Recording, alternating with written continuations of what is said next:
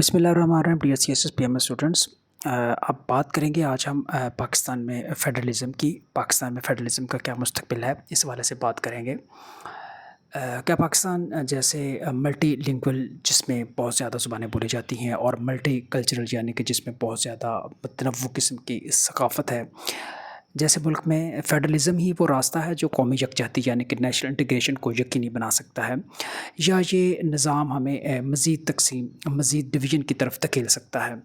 آج ہم اس سوال کا جواب تلاش کریں گے، اور یہ سوال ہے اور اس کا جواب جو ہے وہ C S S P M S کے طلبہ کے لیے بہت اہم ہے۔ تو چلیے شروع کرتے ہیں۔ سب سے پہلے ہم انٹروڈکشن دیں گے فیڈرلزم کا۔ فیڈرلزم کی انٹروڈکشن کی بات کریں گے کہ پاکستان میں فیڈرلزم کیا ہے اور فیڈرلزم ہوتا کیا ہے۔ پاکستان میں فیڈرلزم ایک ایسا پولیٹیکل ارینجمنٹ ہے، ایک ایسا سیاسی بندوبست ہے جس کے تحت فیڈرل گورنمنٹ یعنی کہ وفاقی حکومت اور صوبوں کے درمیان اختیارات جو ہے تقسیم ہوتے ہیں۔ جب اختیارات گورنمنٹ کے جو اختیارات ہیں فیڈرل اور صوبوں کے اندر تقسیم ہو جائیں تو اس کو ہم ایک فیڈریشن کہتے ہیں۔ بالکل ایسے ہی ہوتا ہے جیسے ایک گھر میں والدین اور بچوں کے درمیان جو ذمہ داریاں، رسپانسبلٹی ہیں وہ بانٹ دی جاتی ہیں۔ اگر سب اپنی حدود میں رہ کر کام کریں تو گھر میں سکون رہتا ہے، لیکن اگر سب اختیارات چھیننے لگیں تو لڑائی شروع ہو جاتی ہے۔ اب پاکستان میں جو فیڈرلزم ہے اس کی ہم تھوڑی سی ہسٹوریکل بیک گراؤنڈ کی بات کرتے ہیں، تاریخی پس منظر کی بات کرتے ہیں، ہسٹوریکل بیک گراؤنڈ کی بات کرتے ہیں کہ جب پاکستان پیدا ہوا یعنی کہ 1947 سے پاکستان ایک فیڈرل یعنی کہ وفاقی معاہدے یا فیڈرل کووننٹ کی تلاش میں رہا ہے۔ فوجی مداخلتیں، ملٹری انٹرونشنز، سینٹرلائزیشن اور پولیٹیکل انسٹیبلٹی نے وفاقیت کو کمزور کیا۔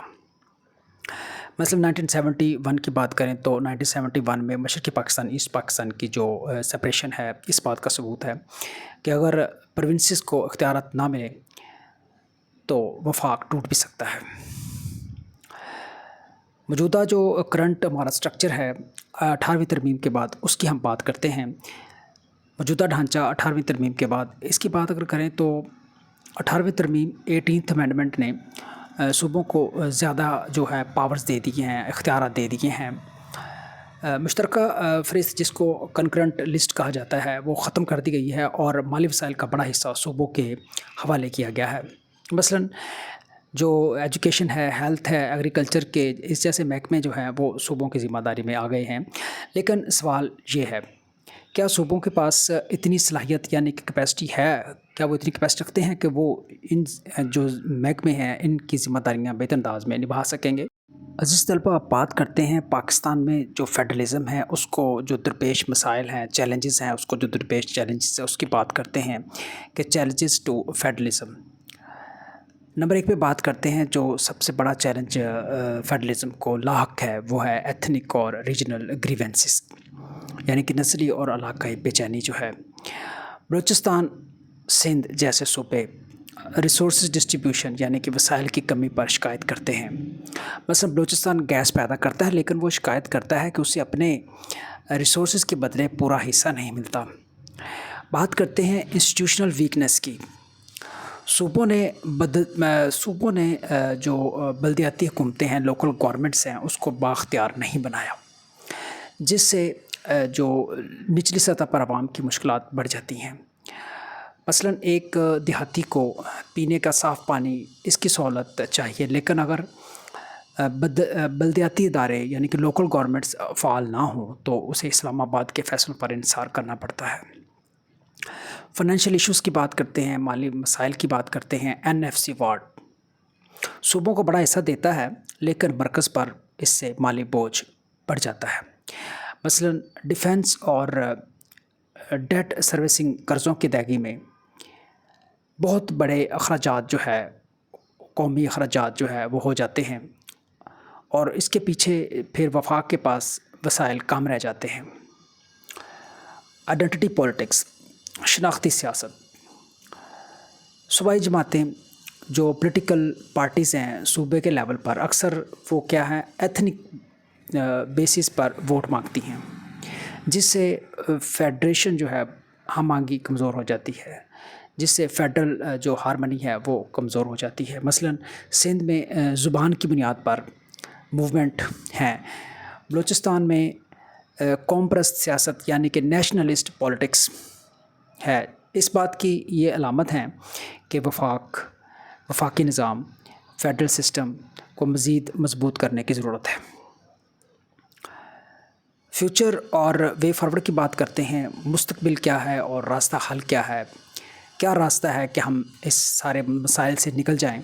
پروونسز اور لوکل گورنمنٹس کو مزید پاورز اور اختیارات دینا ہوں گے تاکہ جو پبلک کے ایشوز ہیں، پبلک کے جو مسائل ہیں وہ لوکل سطح پر حل ہوں۔ مثلاً بھارت کی اگر بات کریں، انڈیا کی بات کریں تو انڈیا میں جو پنچایتی راج ہے، یہ ایک نظام ہے کہ اس نظام کے ذریعے اختیارات نچلی سطح تک پہنچائے گئے ہیں، جس سے مقامی جو ڈیولپمنٹ ہے، مقامی جو پروگرس ہے، لوکل جو پروگرس ہے، اس میں تیزی آئی ہے۔ انٹر گورنمنٹل کوآرڈینیشن بڑھانے کے لیے council of common interest CCI جیسے اداروں کو فعال بنانا ہوگا۔ مثلاً اگر سندھ پانی کی کمی پر شکایت کرے تو یہ مسئلہ عدالتوں کی بجائے CCI میں حل ہونا چاہیے، یعنی کہ کونسل آف کامن انٹرسٹ میں حل ہونا چاہیے۔ فسکل ریفارمز کی بات کرتے ہیں کہ مالی اصلاحات کی جائے تاکہ وسائل کی جو ہے نا وہ منصفانہ تقسیم ہو اور فیڈریشن بھی مالی طور پر کمزور نہ ہو۔ مثلاً پرفارمنس بیس گرانٹس دی جائیں تاکہ صوبے محض شکایت نہ کریں بلکہ بہتر گورننس بھی دکھائیں۔ رسپیکٹ فار ایتھنک ڈائیورسٹی، نسلی تنوع کا احترام کیا جائے تاکہ ہر صوبہ محسوس کرے کہ وہ نیشنل مین سٹریم قومی دھارے کا حصہ ہے۔ مثلاً اگر نصاب کریکولم میں جو پروونشل لینگویجز ہیں اور جو صوبائی سطح پر جو اس کی تاریخ ہے اس کو جگہ دی جائے تو یہ فیڈرل انٹیگریٹی کو مضبوط کرے گا، فیڈریشن کو مضبوط کرے گا۔ ہم اپنے ایسے کا کنکلوژن کرتے ہیں۔